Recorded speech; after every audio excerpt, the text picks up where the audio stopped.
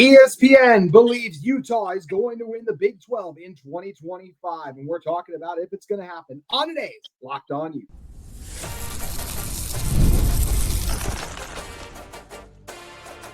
You are Locked On Utes, your daily podcast on the Utah Utes. Part of the Locked On Podcast Network, your team every day.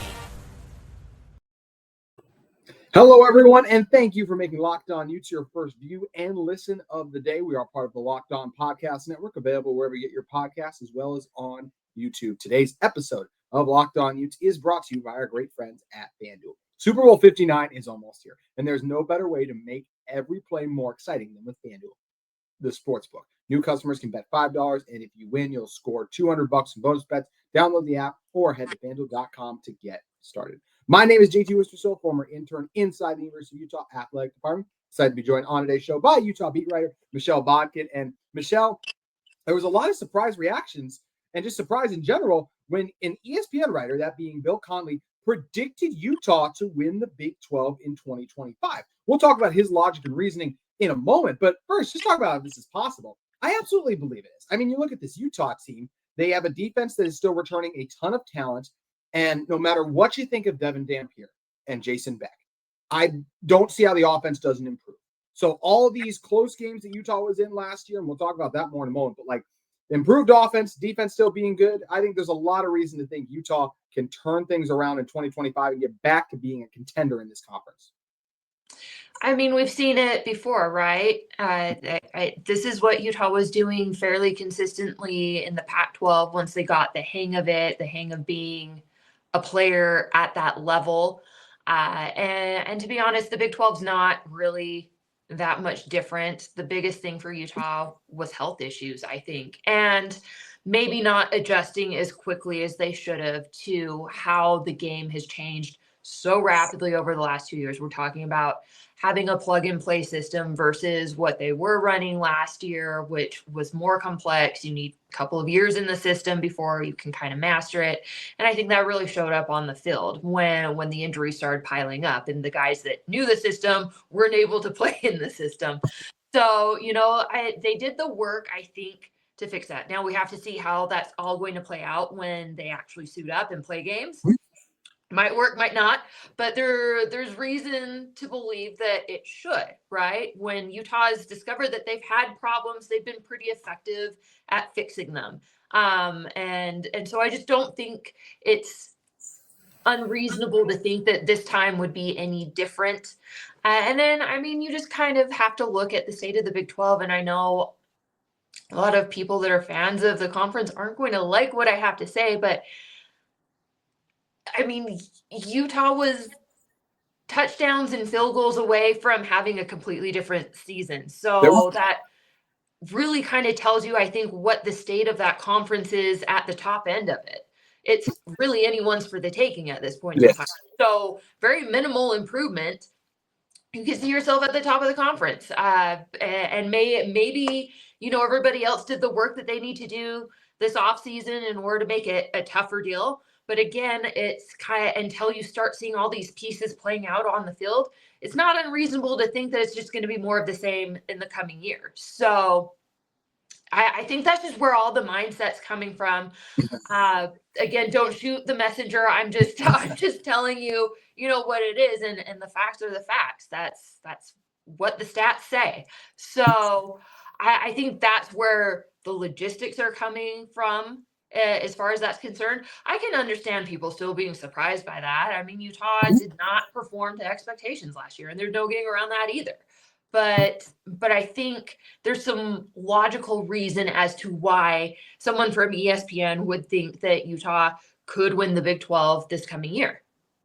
There absolutely is. And right away, I mean, we're just talking about, there's a reason that chaos happens in this conference every single year. There was so much turnover. There is not an established powerhouse brand. And heck, even when there was one, Texas and Oklahoma consistently were not winning this conference. So the Big 12 has a propensity to be crazy. Hence why the team that was picked 16th, as we talk about all the time on this show, won the whole dang conference a year ago in Arizona State. So it's a lot easier to sell yourselves on Utah right now than it was that Arizona State team a year ago. Going back to Conley's article, he made a great point when talking about the point I love the best is just talking about when you flip it from the flip you see most seasons from one-score games to the following season, how teams usually perform in those. So this is a direct thing from his article, which is available on ESPN Plus. He talked about it. Arizona State was 6-2 in one-score games. Iowa State was 5-1. Texas Tech 6-1. So most of the times when you see teams do that, they're not usually. That's not really a replicable formula. You see them just do that in back-to-back seasons. Versus Utah and Kansas, they were 1-5. It's reasonable to expect, hey, a lot of pieces coming back for both those teams. Jalen Daniels coming back for Kansas. Like, those teams can absolutely bounce back. We've seen this time and time again. When the margins are close and teams need to just shore up a thing or two, and they have that extra motivation going in the offseason, they bounce back. And teams that were squeaking by, which that was Oklahoma State in 2023. They squeaked their way into the Big 12 title game, and then they completely fell apart a season ago. I think there's a lot of reason, and that being a big thing is how frequently we just see, if you look over the data, of close games evening themselves out the following season. Absolutely. And I think that's where a lot of the logic is coming from. I think Utah had tremendous bad luck last year.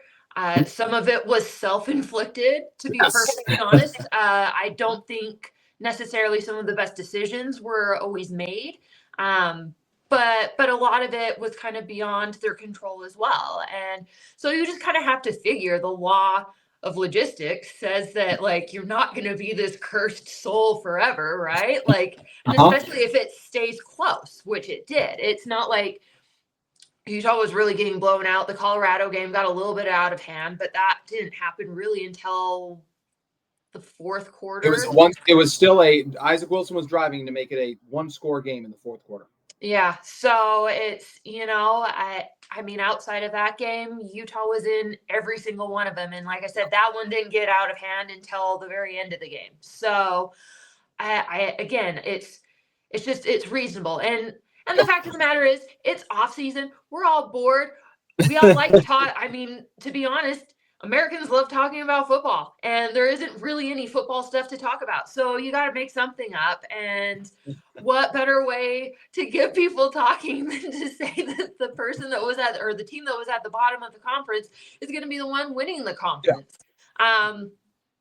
So I think that's where it all comes from. It's just all in good fun. It's just to generate conversation. I don't think it's the craziest, most outlandish thing that anybody's ever thrown out there. And, we'll see how it all plays out come probably the end of August, I believe, is when Utah Rose Bowl off again with UCLA in the Rose Bowl. So, until then, it's a lot of speculation. Hopefully it's fun speculation, but and we'll just see how it kind of all falls out. Yeah, it's going to be always fascinating to see how the cards shake out. And I'm not trying to beat a dead horse with this, but the most outlandish thing a year ago would have been to say Arizona State was going to win this conference. And they went on to win this conference. It is not outlandish to say, hey, a Utah defense and a Utah team led by Kyle Whittingham. Say what you want about Kyle Whittingham. There's an overall history of being very successful. A Utah defense that, even if they take a step back because of some of the talent they lost, they're still going to be really good. They have way too many players. They're way too well coached. We haven't seen a bad Utah defense in a very long time. Mm-hmm. The offense, I don't see how they're worst. Jason Beck and Devin Dampier led the fourth best offense in yards per game in college football. So even if there's growing pains, even if things aren't there, I just can't see how Utah's offense is worse. I do expect this offense to be right around, if not over, 30 points per game a year from now with the returning offensive lineman they have, with Wayshawn Parker, also with Devin Dampier's elite dual threat ability. We've seen so many times in college football, a team will have an offense figured out, a defense will, and then the quarterback uses his legs to get out of it. So I have a lot of faith in Utah bouncing back. Absolutely, they can believe they can contend. Even a fun wrinkle in this article, too, was Conley has Utah beating Texas and getting a Big 12 revenge from a season ago when ASU couldn't beat Texas. So he actually has Utah in the top 4 because he has Utah as a 3 seed in this, so having a good regular season, too. It says that, hey, why can't they do it like they did last year? Utah nearly beat Arizona State a year ago. And you look at a year from now, why can't they be the team to knock off Texas if they were to get in the college football playoff? Anything can happen in one game. Utah has a really strong offensive line. By the time they were to get to December when that game would be played, I believe their defensive line would be playing their best ball this season too. And you get a quarterback like Dampier with those legs, anything can happen. So I absolutely think this Utah team is capable of major, major things, not just in the Big 12, but even in the college football playoff. But one thing that has helped Utah to become a team that year in and year out we associate towards the elite of the Big 12 is their recruiting and developing. And Utah recently just made some major strides with the 2026 and 2027 classes that we have to discuss. And we're going to be breaking down exactly what that is in one moment. Today's episode of Locked On Utes is brought to you by our great friends at FanDuel Sportsbook. Super Bowl 59 is here. One game, two teams, endless possibilities. And there's no better way to make every play more exciting than with FanDuel Sportsbook. Whether it's the first touchdown, calling the MVP, or even betting on the coin toss, FanDuel makes it easy to get in on the action. With live betting all game long, you can adjust your bets as the game unfolds and feel the thrill from kickoff to the final whistle. The live betting feature lets you stay involved no matter what happens on the field, and the app is super easy to navigate. Plus, knowing that you can place a $5 bet and potentially win 200 bonus bets on the Super Bowl, that's an incredible feature you just can't pass up. That's the icing on the cake. Download the app and head to FanDuel.com to get started. Bet $5, and if you win, you'll score $200 in bonus bets. That's FanDuel.com. Bet with FanDuel, an official Super Bowl partner of Super Bowl 59. And don't forget, it's not just Super Bowl 59 too. NBA, NHL, still rolling on, college basketball. We may not have college football anymore, but there is still some great action going on, especially on the hardwood. So make sure you head over to FanDuel Sportsbook today. Michelle Bodkin back with me here. Michelle, talking about Utah recruiting. That is something that is still extremely important to this program. Yes, you can add some pieces through the transfer portal, but your identity, your culture is still going to be shaped by your ability to recruit and develop guys. Because as heavy as we've seen teams go in on the portal, you really can't bring in an entirely new 22 and expect to bounce back right away. And Utah is going to be a team that returns a lot of experience, so that's good. And we hope year in and year out, they return a lot of experience because their ability to develop. One thing that Utah has done very well is recruit their own state. And that is something that Utah, you look at what they've been able to do, they've done very well in the past. And they're trying to keep that up they just wrapped up a very successful junior day, as Steve Bartle had a great report on, which you can find at KSLSports.com. Utah hosted some of the top players in the class of 26 and 27. Those of you might be listening going, hey, what is junior day? Well, it's where Utah invites some of the top recruits to their campus to see the facilities, get to know the coaches even a little better, even though a lot of them had home visits before, and meet about the academic side of things. This is a great opportunity for Utah to grow their relationship with the top players in the state, continue to sell them on becoming football players at the University of Utah. And you look at the list of players, there's about 25 there. It's some of the top guys in and even a couple outside of the state. This seemed like it was a massive win for Utah, and it gets me excited that Utah is trying to continue to build and establish strong relationships with premier talent. I mean, the fact of the matter is how the game is played has changed a little bit, but the core of the game is still the same, and that is relationships matter. And that's at all level of sport, whatever sport you're into, you play, whether it's collegiate, professional, football, not football, you have to have good relationships. You can't have good winning teams if you don't have relationships based off of trust and respect and having kind of that core culture, as you mentioned. And it's going to be important for any team moving forward to have an identity, to have, their core values, to have that trust in those relationships in the room. Yes, some guys will come and go, but the biggest hope is you have that foundation that you can kind of bring in the rest and create what it is you need to create in order to be successful year in and year out. And that's what Utah's trying to do with this. And good on them for, getting started with some of these kids as they're juniors, starting to build those relationships, starting to build those contacts, finding out about mom and dad and how grades are going and how's football going. Like, all that stuff matters. And you'll see it a lot if you stick around in recruiting. And again, I don't do a whole lot with recruiting. I don't care. Like, I do care about recruiting, but I don't care about recruiting until they sign on the dotted line, because it's just too much to follow and keep up with. Some people love it. That's their jam, and that's cool. It's not my jam. But the one thing that you'll notice when you kind of read some of these commitments and stuff is that these kids always talk about the relationships that they build with whoever. And it's not just a Utah thing. It's wherever these kids commit to, right? So many of them go on to talk about, I built a great relationship with so-and-so. I liked the guys that were on the team, and that's why I chose to be here.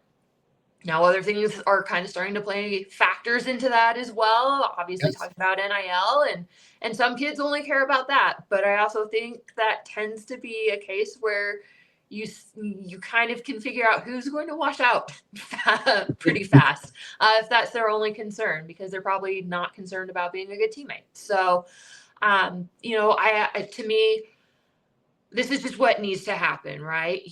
Again, the foundation needs to be set. And that's what Utah's trying to do. That's what the entire point of that weekend was, or this past weekend was to set that foundation, set that table, hopefully find the guys that will kind of stick with them through thick and thin, so that they can, again, bring in whoever they need to from the transfer portal to just kind of shore things up moving forward.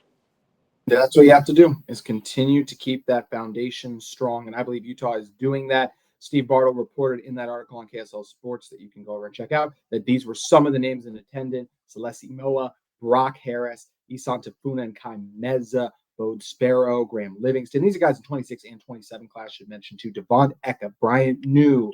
You look at a guy like Benjamin from Skyers, lead offensive lineman, Dijon from Mountain Ridge. Like, these guys are some of the best in the state, especially, Moa and Harris are 4 stars. Even some of the other guys they had up, like Isan Tafa, that's a guy who is currently right now committed to going to Washington. So the fact that he's still interested in Utah gets me incredibly excited. So love that Utah is having these talented players up on campus. We'll continue to break down their games and talk about them on future shows too. But Michelle, I think part of the piece is like the players that Utah's having up. But the next question is, can the coaches sell and convince them on their program?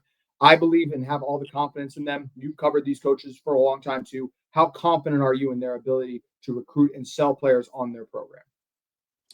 I think they have a winning message, and I think it's worked for them really pretty much from the time I started covering the team back in 2013, and it's only grown and improved. And yes, they've had, some setbacks again. It's not from having a lack of talent. It's from having some really crappy luck when it comes to injuries and maybe not necessarily foreseeing how college football was changing and being as quick as they maybe should have been to make some of those adjustments. They've done that now. So the message stays the same. And look, it's the same group of guys that have gone out and been recruiting forever. These guys know how to build relationships, and they know the value of relationships. They're good at it. And so I think, they will bring in the guys that they want to bring in. Winning obviously helps a little, not even a little. It helps a lot with some of that. But even so, kids, for the most part, will still go where they feel wanted and where they feel like they're valued. And I think Utah's really good at doing that, finding guys that are on the same page with them in that regard. And so, you even mentioned, they're going after guys that are currently committed.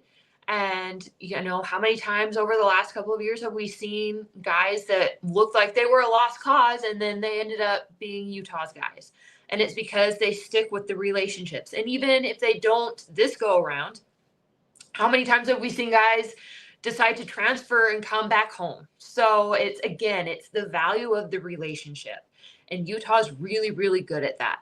They know that even if they don't get them this go around, there might be a time when the relationship gets revisited, and how you handle, the rejection on both ends is a big deal. And I think that's a good lesson to bring up, with a lot of these kids too, is make sure that you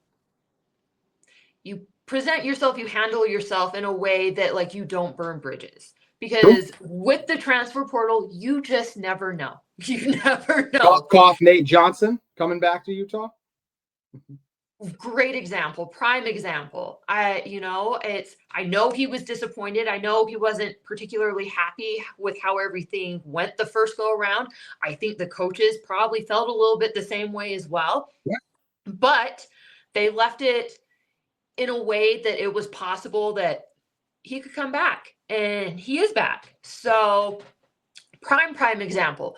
Don't burn a bridge if you don't have to burn a bridge. And that's just a basic life lesson, really kind of for everybody. So That's just that's the way I see the recruiting world working at this point in time. It's just so fluid. Keep those relationships strong, start young, start early, and, see where it goes. Yeah, it's always fascinating to see where it does end up. The recruiting landscape is a wild turn of events each and every offseason. So we'll see how Utah can do landing the top players in state. Already behind is most of the top players have already committed to, at least in the 26 class, some of them are going to Big Ten and schools, which is something that is obviously disappointing if you are a Utah, but they have lost some guys, but still plenty more to hopefully be Utah Utes in the future. From the football field to inside the Huntsman, but not for basketball. I want to talk with Michelle about the latest on Utah Gymnastics, the top program the University of Utah has in their athletic department. We are going to be breaking down their success in one moment. But first, today's episode of Locked On Utes is brought to you by our friends at TurboTax. This is a message from our sponsor, Intuit TurboTax. Taxes was waiting and wondering and worrying if we're going to get any money back, and then waiting, wondering, worrying some more. Now Taxes is matching with a TurboTax expert who can do your taxes as soon as today. An expert who gives you taxes their undivided attention as they work on your return, while you get a real-time update on their progress so you can focus on your day. An expert who will find your every deduction possible and file from every investment, everything with 100% accuracy. Also, you can get the most money back guaranteed. No waiting, no wondering, no worries. Now this is Taxes. Get an expert now on TurboTax.com. Only available with TurboTax Live full service. Real-time updates only in iOS mobile app. See the guarantee details at TurboTax.com/guarantees. Once again, that is TurboTax.com/guarantees. Head over to TurboTax and get help on your taxes today. All right, Michelle, the Utah Gymnastics team has been phenomenal for the past few seasons, and this year overall has been no exception. Yes, a little bit of a stumble at the Sprouts Farmers Market quad meet, but outside of that, this team has still been really good. 6-3 right now, 2-0 in Big 12 action, and much of the heart of their season still ahead of them. We got West Virginia coming up this Sunday, and then the following Sunday, a fun matchup with a number 2 ranked, or excuse me, it's a tournament, so they'll have to see Florida in the same event too. Mm-hmm. But what have been your thoughts on the Red Rocks so far this season? I mean, like most years, it's been a little bit of a slow build, and I think Carly Dockendorf, the head coach, had an interesting take on that. I know that she had said earlier in the season that they were really hoping to, hit the ground running, get off to a fast start. That didn't exactly happen. It wasn't a horrible start, but I don't think they scored as big as they were hoping to. I don't think they were as clean as they were hoping to be. And she pointed out that, this is a program that carries a lot of weight. And I think for the first couple of matches or meets, it weighs on people. And they're worried about, making a mistake. And they're worried about not living up to, the grandeur that is Utah Gymnastics, that is being a Red Rock, and what that means. And so it just takes a second to get that out of the system and to go in and be loose. And I think we're seeing them, start to compete loose. And now we're seeing the scores and the performances that we were always kind of expecting to see from this team. And they've done it kind of in the face of some adversity. They've had a couple of, heavy hitters for them, deal with some injuries. Obviously the most notable is the number 1 recruit from this last recruiting class, Avery Neff, locally homegrown talent here in Utah, and she is a Red Rock. She's going to be out for a little while with a couple of sprained ankles. Hopefully she can be back at some point, but I mean, that's a big blow. That's 4 routines that Utah's had to replace, and they've done a great job doing that. Girls have really stepped up and filled in very nicely for Avery. And then you have someone like Ella Zerbez that's dealing with some anxiety that's affecting her performances. And so she's just kind of working through that. So those are some routines that they've had to replace here and there to give her the time to work through what she needs to. But like I said, they've done it well. And I think they're showing that they do have the depth and the horses to get the job done. They do. They absolutely do. This is a loaded and talented Utah Gymnastics team. Mentioned they have the meet on Sunday, West Virginia and Florida in attendance. Then they get back in the Big 12 regular play, although the conference is always funny. The says for gymnastics, you got to pull different ones. You get your Arizonas and Arizona State. They're going to pick on Denver this year before Washington, UCLA. So some little bit of a Pac-12 normacy thrown in there at the end for the Big 12 championship meet will be not long after that. And then the NCAA tournament, which once again, Utah will have a great chance to do some big things as they do each and every season. Can't wait to see how it all plays out. Michelle, always appreciate you for stopping by and making the time. Thank you. Of course, anytime. That's going to do it for today's episode of Locked On Utes. We'll be back tomorrow talking the latest in Utah football and Utah recruiting. We hope to see you then.